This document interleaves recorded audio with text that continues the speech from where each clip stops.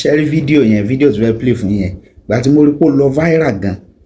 ó lọ tó trend gan ju mo ṣe expect lọ but controversy wa ti ṣẹlẹ̀ lórí ẹ̀ àwọn kan sọ pé bẹ́ẹ̀ gẹ́lẹ́ ló ṣe rí o àwọn kan ní rárá mo ṣe decide láti tún ṣe another video lórí ẹ bá mi farabalẹ̀ wo fídíò yẹn máa play fún yín ó yẹ kẹ́ rántí ọ̀rọ̀ tó Òṣùpá sọ ń gbà yẹn ó ṣe Anabi ó ṣe Saabe àwọn kan l'Anabi àwọn kan ní mo mọ tọ́pọ̀ lọ́pọ̀ mọ́ o ṣàìdánpé mo mọ tọ́pọ̀ mọ́ nínú orin Fuji wa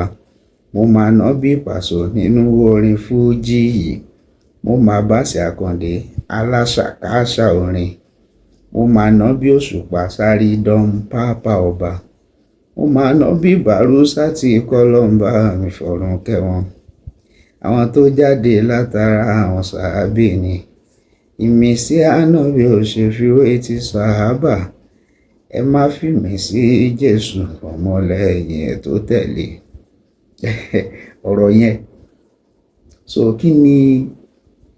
ta ni real Saabe gangan ta ló jẹ́ Anabi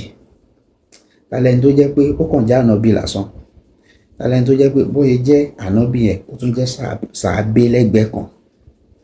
ọ̀rọ̀ fídíò yẹn hot gan ẹ bá farabalẹ̀ kẹ́ wò ẹ wò láti bẹ̀rẹ̀ kẹ́ wò dópin so nǹkan tẹ́yìn náà bá rí sí ẹjọ́ ẹ bá mi subscribe ẹ comment ẹ like fídíò yẹn ẹ dẹ̀ bá mi share nǹkan tẹ́yìn náà bá rí sọ̀rọ̀ yẹn tó wáyé pé bóyá rí gẹ́lẹ́ náà nìyẹn ẹ̀yin náà comment ẹjọ́ farabalẹ̀ wò látòkè délẹ̀ bóyá náà. ṣé orí nǹkan tí mo fẹ́ sọ yìí kò ń ṣèjà o mo kàn fẹ́ kó farabalẹ̀ kó lè understand mi reason ni pé tó o bá jìnnà o ò lè bá mi rìn jìnnà even o lè láǹfààní àti bá mi jẹ oúnjẹ tí mo gbé kánú. Cherry King Dr. Saheed Osupa lórí ọ̀rọ̀ tó ń sọ lẹ́nujọ́ mẹ́ta yìí tó ń já rìnrìn pé àwọn kan Saabe àwọn kan Anabi yẹn tí bá lọ fi ń pàlàyé gangan fúnra wọn ó jẹ́ Saabe ń bì kan ní normal level Saabe Sahaba ni wọn so lẹ́gbẹ̀ẹ́ kejì tá bá ń sọ̀rọ̀ nípa natural endowment tá bá ń sọ̀rọ̀ nípa gift tá bá ń sọ̀rọ̀ nípa intelligence ṣé you get tá bá ń sọ̀rọ̀ nípa talent Anabi l'Osupa any reason mo sọ bẹ́ẹ̀ ni pé ojoojúmọ́ ayé la Kórèdé bàbá gbọ́njú jákì wọ́n fi ń ṣiṣẹ́ tọ orípa Dr. Síkírù Àyìndé Barrister wẹ́n tó bá mọ̀ ló máa mọ̀ ṣe rí ẹ jẹ́ kí n fi orin kan bá kẹ́ọ̀ kẹ́lẹ̀ understand nípa tí mo sọ pé ẹni tó bá máa understand kí ní ajẹ́ tó ní understanding nípa tí fẹ́ẹ̀ dénú tó lọ understanding nípa music tó mọ kí ló máa ń sọ tó bá ń kọrin kò ń ṣe pé ó kàn ń gbọ́rin òun gbọ́ bìtì nìkan òun gbọ́ ọ̀rọ̀ òun mọ ẹ̀wọ̀n orin ó máa ti yí àwọn tó mọ̀ nípa òun. ẹ wo bí tí Saheed Osupa ti ń ṣàlàyé kí wọ́n pè ní Fuji music ó ní ta ló mọ̀ túmọ̀ Fuji music ẹ̀rí ta ló mọ̀ definition Fuji music it is an abstraction of musical genre collection of musical genre musical generic similar flavours yo kò kì í ṣorin kan ṣá ní Fuji music orin onífàájì ní Fuji music orin tó ní moral teachings ní Fuji music musical montage ní Fuji music musical saladi ọwọ́ ibi rò páláyé ìgọ́ wa sùn rárá kí ló dé so kẹwàá imagine pé bàbá Dr. Síkírù Àyìndé Barrister Agbájélọ́lá àwọn náà fẹ́ deliver line yẹn àwọn máa ní it is an abstraction of musical genre ó ti yẹ ó ti rí yàtọ̀ yẹn collection of musical genre tí ohun àrò dẹ̀dẹ̀ pé ohun àgbààgbà àgbàlagbà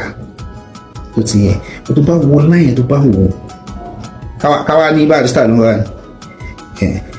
collection of musical genre orin mi Àyìndé Agbájélọ́lá ó ti yẹ bẹ́ẹ̀ so mo gbé mi kọ́ tí mo fi parí ẹ̀ máa yẹ kó yí ẹ dáadáa pé Barrister Òṣùpá wà ní Barrister tó yányán Òṣùpá wà ní Barrister ó wà ní Òṣùpá ó wà ní hip hop ó wà ní ọ̀rọ̀ ó wà ní delivery ó wà ní ọmọ ẹjọ́ tó lọ náà ṣé Òṣùpá máa ń sùn rárá ṣá the man too good o kò yẹ Fuji music tẹ́ ló kà ló wá di kó wá meaningful nítorí kó wá danceable ní ẹ̀gbọ̀ngàn ló jẹ́ kó wá popular. Ayé ń gbórin Fuji ní London wọ́n ń gbórin Fuji ní Yankee wọ́n ń gbórin Fuji ní Europe wọ́n ń gbórin Fuji ní Florida wọ́n ń gbórin Fuji ní Holland nítorí pé danceable ní ẹ̀gbọ̀ngàn ló jẹ́ kó wá popular. A tún máa pàdé mo fẹ́ sọ àṣírí Saheed Òṣùpá mo fẹ́ tú àṣírí ẹ̀ kan fún gbogbo ayé ọkọ̀ òjúlọ náà ọlọ́run aṣọ wa ẹ ṣègùn. Ṣe ti rí báyìí ẹ rí i pé nóbì ṣeréṣeré ẹ rí i pé nǹkan kì í sí ẹsẹ̀ ràgbó Akóredé Jàkí kíngí kẹ́ngẹ̀kẹ́ngẹ̀ bàbá Súlíà so ọmọlá Akóredé ọmọlàyìnlá o so mo ti gbọ́ náà lẹ́nu wọn láìmọye ìgbà tó ní Síkírù Àyìndé Barrister ti bá wọn sọ̀rọ̀ pé Fuji music mú lọ́wọ́ dáadáa o má yẹ kó bàjẹ́ o fojú tó àgbélárugẹ lójoojúmọ́ so lẹ́ẹ̀tì ní gbogbo nǹkan tó máa jọ mọ́ pé bí Barrister yìí máa ń ṣe gẹ́lẹ́ lòun ti pọ̀wọ́ lẹ́sìn lòun fẹ́ máa ṣe gbogbo Fuji music artist náà ló ń try o kò sẹ́ni tí ò ń perform kò sẹ́ni tí ò ń deliver nù gbogbo but Saheed Òṣùpá nípa ti ìlànà àti pé lyrics kéèyàn deliver orin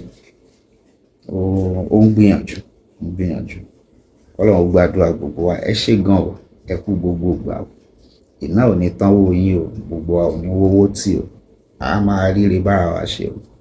ẹ bá mi subscribe sí Akọ TV ẹ bá mi share fídíò yìí ẹ bá mi like ẹ comment ẹ jọ̀ọ́ ẹ comment kọ́ tẹ́yìn náà bá rí pé ọ̀rọ̀ yẹn bó ṣe lọ àti bó ṣe bọ̀ Akóredé ó ń gbìyànjú kan Ọlọ́run á gbàdúrà gbogbo wa ẹ ṣé gan.